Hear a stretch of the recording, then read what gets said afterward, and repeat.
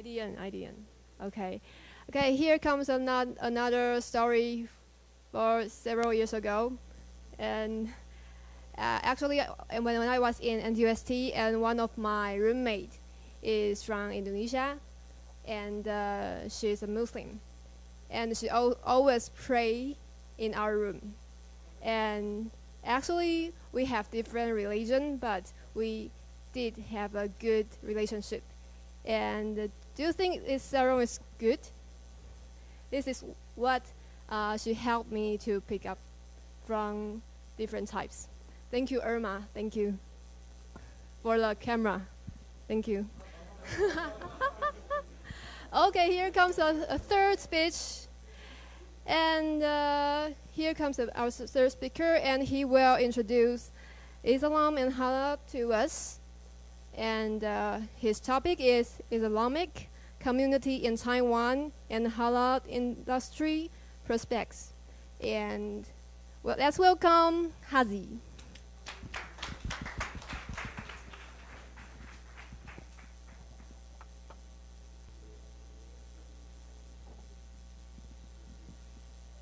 Assalamu alaikum. Star Wars fans boys, raise your hand. All right. So I need to be clear here. So I'm neither Jedi or Darth Vader.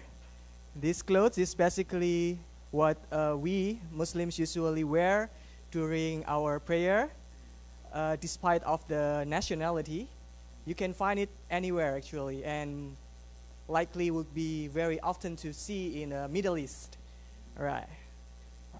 Okay. At first, I would like to introduce myself. Wait. All right. This is me 3 years ago. So it's a bit different. In my cartoon 3 years ago. My name is Hadziq, or we can simplify this just Hazi. It's very easy, right? Check. And then I will. Actually, I'm doing PhD now in Taikata in NTUST for computer science. This is some a bit of profile that I was depicted in a UDN. If you have some interest to collaborate with me during about this research, please contact me after the session. All right. So this is my academic, and then now the social background. I have several experience with my association, NTUST International Muslim Student Association, 国际穆斯林学生协会，在台科大那边。This is one of our activity. We went to some elementary school, introduced them about our culture, give them experience to wear hijab. These little kids, and then some other outfits for the boys also. And we also teach them how to write Arabic letters, calligraphy. Yes. And I would be honored if you want, I can help you to write down your name, Chinese name in Arabic after the session. Just find me there. Right. So that's a bit of background about me, myself. And now we are moving to our topic. It's a bit hard because maybe there are two terms in here a bit unfamiliar for you. The first is Islam. The second one is Halal. Let's go first with those two difficult terms. Starting with Islam. I remember 5 years ago when I came at the first time to Taiwan, it's like many of my friends do not know about Islam. And I don't know whether I need to thank to ISIS or not. So, but because ISIS, now Islam getting popular. And many people, now even this year, I start to realize that our media in Taiwan, they even cover Ramadan. So they start to try to understand the Islamic culture. And it's a really great thing for us, so we can do some culture exchange in here. All right. So this term, Islam, is actually coming from Arabic language. It means peace or submission, full submission. This is Arabic language. Again, this is Arabic language. And this is just how to say that? 直翻？不是。发音译，这是 direct translation. Maybe you you are more familiar with the 回教, right? Yes, yes. But that term is actually more popular because the term used in mainland China, there's ethnic there. But basically, worldwide, this is the term that we use, right? And Islam is the religion, Muslim is the people. 回教, 回教徒, okay? So, Muslim means peaceful person or the one that submits to the will of God, right? So this is the basic term. Okay, bear with me. There's several other philosophical terms. So basically, I would like to say, this is not only about how to worship God. Islam is actually teach us how to interact with each other, how to eat, sleep, and even go to toilet. We have the manual for that. And also how to manage family, how to run business. So it's a way of life. It's a way of life. So it teaches us how to we connect with our God and with our society. Transcendental and horizontal. We have both of them. And a bit about life. As Brother Iman told a bit thing about the life. I just want to talk a bit about here. Life for postmodern society, they would think that start, grow, and end all is in this world.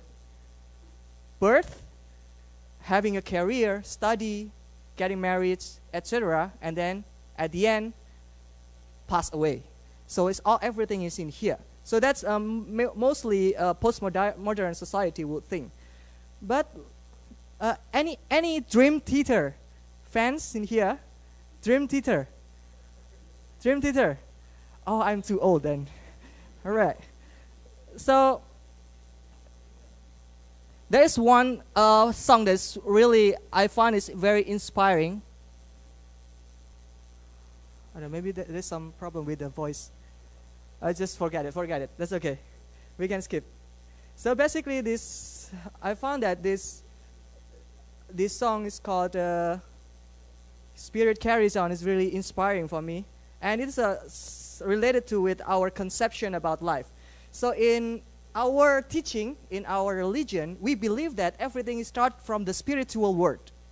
Something beyond, even before our life inside our mother's womb. So we live before already.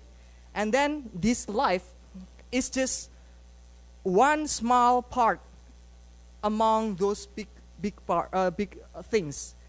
And we believe that this life is just a test, merely a test. And there are some reference, there is some manual that we need to follow. If we pass this test, and then we can get some trophy in the eternity. But it's not, then it's going to be punishment. So that's the idea. That somehow maybe, I believe that in the Chinese tradition before, the Chinese ancestors also have some similar things. And we saw that this thing is a bit, now maybe it's not getting so much popular. All right. So we have a Quran and Hadith as our manual. And it's going to be related to our discourse about halal. So basically, these two references that will determine whether Muslim will think that everything is halal or not halal. So the reference is in these two things. This is the only one scriptures that's the same all over the world. It's not going to be different. And then that one is the kind of a scientific narration from our prophet. All right. Continue. Finish philosophical part. Let's go to the more business thingy. But before, let me resume it. Basically, Islam, as I said, is a way of life, not just about religion, not about just worshiping God. So it has a clear rulings that teach us what is good, what is bad, what is permissible, what is forbidden. And this term is coming. Halal and haram. So basically, halal is something that is allowed for Muslims to do or to have or to consume. And if it's not allowed, then we call it haram. But halal, this one is more popular than haram in a non-Muslim society. Right. This is the Arabic letters for halal. And in Chinese, we call it qingzhen. Qingzhen. That's why our temple, our mosque, is called Qingzhen Si. It's mean the halal si. All right. It's really interesting. Okay, so about halal, basically it means beautiful, 美好, good, or permissible, 合法, or legal. It's basically all about these things. And then, everything, actually, if I say halal, maybe what is in your mind is going to be food. Right, isn't it? Yeah, that's correct, because this is the most thing that usually we discuss about when we talk about halal. And it's a very huge business inside foods, yes, indeed. And then, if we talk about food, which means that halal is hygiene, safe, and healthy. So this term is not just for us, it's actually also benefit others. So it means if we have a halal food, it doesn't mean that it's just for Muslim, but it means that this food is safe, is hygiene, and healthy. Yeah. So that's the original meaning. Okay, I have to make it quick. In a global trend, there are many things that usually we cover about this business, about raw materials, additives, medicine, healthcare, and this one, logistic. It's nothing to do. Somehow it's a bit indirect, have some indirect relationship with the foods, tourism, logistics, shipping, and finance, even finance. So we have the term for that. Halal materials. These materials is somehow so-so. So we need to make sure, for Muslims, we usually need to make sure that these materials have to go through some several process to make it halal. And usually, this thing is going to be the opportunity for the businessman to make sure about the halal food, the halal materials. Halal cosmetics. All right. So there is some problem about the cosmetics industry if we would like to make it halal. In Taiwan especially, because there's just a small quantity, usually cosmetic is just it's not much, just like food. But there are many OEM that works together on that product. And so it's hard to get the ingredients document. And sometimes the partnership is hard to get from those the companies, and it's also difficult to track the materials. But somehow there is some opportunity among this domain.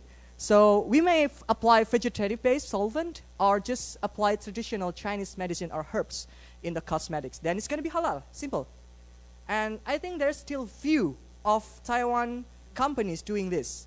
And this is a huge opportunity if you would like to go deep into the halal industry about the cosmetics. The next is halal tourism. There are 8 things that maybe we can put 7 things that we need to put more concern. Many Muslims usually they are kind of hesitate. They are afraid that if they came to Taiwan, they're not gonna be think that Taiwan is going to be not really friendly about Muslims because everything is here is pork, and then it's hard to find a prayer room, etc. And they somehow, until this year, they prefer to go to Korea or Japan because they are advanced in here in this. And as I know, Korean and Japan right now is working really hard for the halal tourism. And but somehow I think it's a good news. I know that our Taipei government is now, starting from this year, puts extra concern about the halal. And I believe that Taiwan in the future is going to be more friendly and there would be more tourists, Muslim tourists coming to this country. Right. And then the next, the logistic. And this is the most interesting part because after this I will tell you something about the map. The Silk Road that you usually know during the trade, that road, and then there's some road in the Pacific and the ocean under the, going to be something related to the here. So the logistic is a very interesting, it's going to be very interesting because we can reach that possibility to have a halal chain supermarket just in Taiwan. And I will tell you the interesting part, how will it make sense. All right. So before I go to the map, I will talk a bit about our community in Taiwan. If we talk about the people, it's insignificant. Only 0.25%. And somehow it's hidden. It is written 50,000 is in here, but so far maybe just it's mysterious. They are Muslim, but it's hard to tell in Taiwan. But somehow this is the generation that brought by Chiang Kai-shek during the second wave of the Muslim immigrants during 1942 or 45 during the World War. So, all right. And if we add sum up with the foreigners, doesn't help much. Doesn't help much. It's just maybe 1 point something %. It's a very small amount of percentage of market if we only do the halal business in Taiwan. So we need to think worldwide. We need to think the worldwide. If your business is just a local business, maybe you gonna get nothing. But if your business is you have a vision for international worldwide business, then yes, you are in the correct decision. Because in the worldwide, we have almost 25% population in this world. Have 4 people, it means one of them are Muslims. It's a huge number. And the good news is most of them are in the Asia Pacific, Indonesian, Indian, and Pakistan. And we have those friends from Pakistani, Indian, and Indonesian in Taiwan. So it's a good opportunity. It's a great opportunity for Taiwan friends to have a connection with them and develop some good business in halal. The trade value is huge also. If we compare with the whole market about the food all around the world, is about 2.77 trillions, which means about the market of halal foods is around 32.5% in this world, 32.5%. And this is the world distribution map. As I said, Pakistan, India, and Indonesia is the top. So this is the market. It's in here. It's close to Taiwan. Everything is here. Huge opportunity. Really huge opportunity. Right. And this is the needs that Taiwan can have. Regarding with the trade route, we have 2 trade routes, main trade route. The Silk Route on the land, and this one is for the ocean. If we manipulate a bit about the Silk Road, in here it's like Taiwan doesn't take any role, but we can make it. It's possible. There is something hidden link in here, which is something that came from Pacific. There's nothing. But if the things that come from Pacific can go through Taiwan, then Taiwan can have a very important role in this trade route. This is my rough draft. I mean, you see in here, the South Pacific in here. And also something that came from Beijing can go through the Taiwan and then pass by Jakarta over here and then go to the other continent. So there is a chance for Taiwan to be the Northeast Asia Logistics Center, which is now is not yet. And then the second one is for the operational. It's very possible.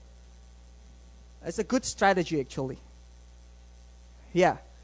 So that's basically the things that we need to remember, especially for Taiwan's friends. We have a strategic location in Taiwan, and I believe that industries in Taiwan is various and then mature and complete. So you are ready for this. You are ready for this. And it's actually fit, this industry, halal industry is fit for small and medium-sized enterprise.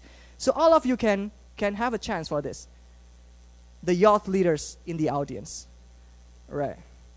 And I believe that here, Taiwan is very popular, very famous with the safe, hygiene, and the user customized characteristics. And it's gonna be good for the halal business. And the cosmetics and healthcare, which is somehow there is not so much players in here. You can go deeper into this area. And then life skill, important, life skill, because you are gonna make some relationship with other countries. And understanding their culture would be one of the factors that we need to cover. All right, so that's all. And this is our contribution. Our association is working something that we also try to benefit the society. We would like to make some that we call halal.tw. Yeah, it's already online, but we are still underdeveloped.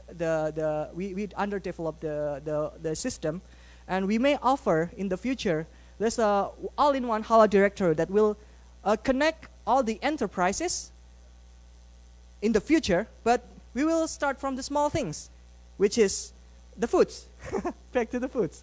And then, so in our system, we will cover the halal restaurant, halal tourism, halal product, so we can even track. It's unknown. It's hard to tell now in a 7-Eleven whether this product is halal or not, especially if we do not understand Chinese. And this is our system. We will at least provide dual language, Chinese and English. But so far we are already set the third language, which is Bahasa, and maybe in the future Urdu or other languages. But so far our developers only understand these 3 languages. So this is already gonna be start. Yeah, and then halal relationship. This is interesting. So we can find a spouse, etc. And finance. Yeah, and many things to cover. Because actually halal is not about food, as I said. So that's it. That's our contribution, and we hope that we can join together in the future. Thank you.